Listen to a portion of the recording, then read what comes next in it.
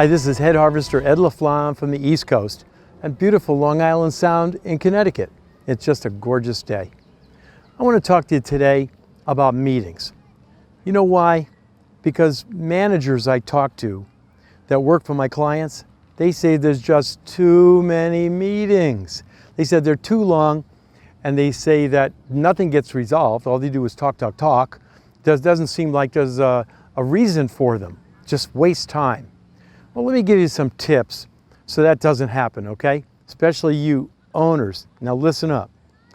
Remember, the purpose of a meeting is to give updates and talk about new hires, maybe new clients you've just brought on, policies that might have changed, or events coming up, right?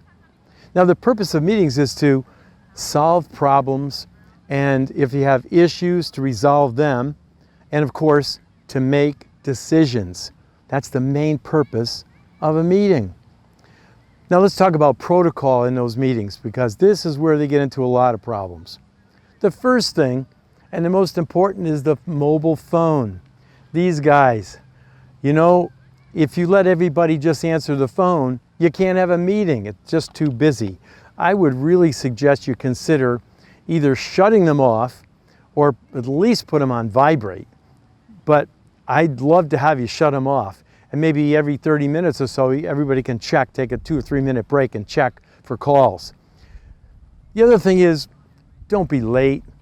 You know, I hear so many complaints about people being late for meetings. You can't be late. You have to be on time. And on time for me is 5 minutes early. Okay, you should be in your seat and ready to go. The first thing you should do is prioritize the agenda. Now, you may have things to add to the agenda. That happens all the time. So let that happen naturally. And then prioritize the agenda, covering the most important points first. That way you're going to get them done. So as I already said, you want to start on time, but you also want to end on time. The other problem I see many companies have is they change the meeting times and they change the meeting days. Don't do that. Just stick with the time and stick with the day, and make sure it's convenient for everybody that's going to attend.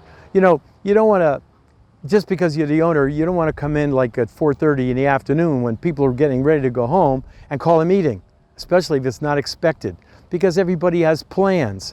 So stick with your meeting. I know I used to have my meeting at Thursday afternoon, 2:30. It was from 2:30 to 3:30, done, okay? And that was, everybody was there, they were ready to go, and that was our kind of like our habit. Okay, as far as when the meeting is in progress, somebody should be taking notes, and I don't mean write everything down that's going on. The action items, whatever is decided in the meeting is what you should write down. Then you'd want to put down under the action item, it's the what has to be done, who has to do it, when does it have to be done, and are there resources needed, you know, to accomplish it. Do they need equipment or maybe money or whatever? So that should be all covered.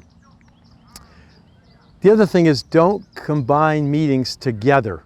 Like you have a scheduling meeting with another meeting that would discuss something else, and they try to cram them all together. It's better to have separate meetings, take a break, okay, then re-adjourn with the people who belong in the meetings, because you don't want to have people in the meetings that don't belong there. That way it'll be a smooth running, nice, good meeting. The other thing is, don't go down rabbit trails. This is a big problem why meetings go over, because the subject comes up and everybody starts running with that, and it has nothing really to do with what you're talking about in the meetings. It's not even on the agenda. So think about that, okay? Somebody has to monitor that. Don't let those rabbit trails take over the meeting.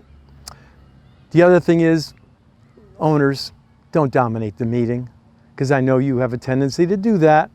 One client told me, yep, it's just 1 hour or an hour and a half, and sometimes 2, with the owner talking and all of us listening. That's not a meeting.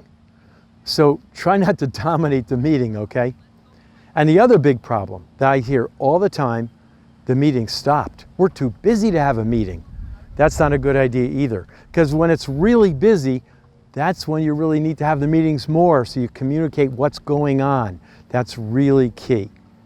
Okay, there you have it. You've got some tips on having a better meeting. If you have problems like this in your company, why don't you put this on the agenda and talk about your meetings at the next meeting, okay? This is Head Harvester Ed LaFlamme from the East Coast saying I hope these ideas will help you harvest your potential.